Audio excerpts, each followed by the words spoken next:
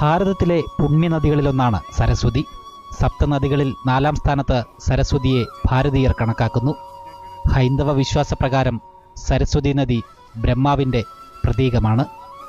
നദീതട സംസ്കാരകാലത്ത് ജലസമൃദ്ധമായിരുന്ന സരസ്വതി ഇന്ന് അപ്രത്യക്ഷമായ നദിയാണ്. ഏകദേശം 4000 വർഷങ്ങൾക്ക് മുൻപുണ്ടായ അതിശക്തമായ ഭൂചലനങ്ങൾ കാരണം സരസ്വതി അടുത്തുള്ള യമുനാ നദിയിൽ ചേരുകയോ അല്ലെങ്കിൽ താർ മരുഭൂമിയിൽ അപ്രത്യക്ഷമാവുകയോ ചെയ്തിരിക്കാമെന്നാണ് വിദഗ്ധരുടെ അഭിപ്രായം. സരസ്വതി നദി അളകനന്ദയുമായി സംഗമിക്കുന്ന സ്ഥാനം കേശവ് പ്രയാഗ് എന്നാണ് അറിയപ്പെടുന്നത്. പുണ്യക്ഷേത്ര നഗരിയായ ബദ്രീനാഥിൽ നിന്നും 3 കിലോമീറ്റർ അകലെയുള്ള മന എന്ന സ്ഥലത്ത് പാറക്കെട്ടുകൾക്കിടയിൽ ഇന്നും ഇരമ്പത്തോടെ പുറത്തേക്കൊഴുകുന്ന സരസ്വതി നദിയെ കാണാൻ സാധിക്കും. എന്നാൽ ഇതിനു മുൻപേയുള്ള സരസ്വതിയുടെ ഭാഗം എവിടെയെന്ന് ആർക്കും അറിയില്ല. ഋഗ്വേദത്തിൽ സരസ്വതിയെ പരാമർശിക്കുന്നുണ്ട്. യമുനാ നദിക്കും സത്ലജ് നദിക്കുമിടയിലുള്ള ഭൂപ്രദേശത്തുകൂടിയാണ് ഈ നദി ഒഴുകിയിരുന്നതെന്ന് ഋഗ്വേദം സാക്ഷ്യപ്പെടുത്തുന്നു.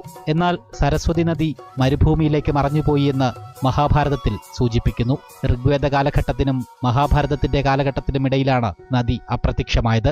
എന്താണ് സരസ്വതി നദിക്ക് സംഭവിച്ചതെന്നതിനെപ്പറ്റി ഇന്നും ഏകാഭിപ്രായമില്ലെന്നതാണ് സത്യം. ഇപ്പോഴത്തെ ഖഗർ ഹക്കറ നദീസഞ്ചയമാണ് സരസ്വതി നദിയുടെ ശേഷിപ്പെന്നും ചില പഠനങ്ങൾ ചൂണ്ടിക്കാട്ടുന്നു. മഹാഭാരതത്തിലെ വിവരണപ്രകാരം വിനാശനം എന്ന സ്ഥലത്ത് വെച്ച് സരസ്വതി നദി ഭൂമിക്കുള്ളിൽ മറയുന്നു. പിന്നീട് നദി മരുഭൂമിയിലെ ചില സ്ഥലങ്ങളിൽ പ്രത്യക്ഷപ്പെടുന്നു. ഇപ്പോഴത്തെ ഖഗർ നദിയുടെ സ്ഥിതി ഈ വിവരണത്തോട് 100% യോജിക്കുന്നതിനാൽ അപ്രത്യക്ഷമായ സരസ്വതി നദി തന്നെയാണ് ഖഗർ നദിയുടെ രൂപത്തിൽ ചിലപ്പോൾ പ്രത്യക്ഷമാകുന്നത്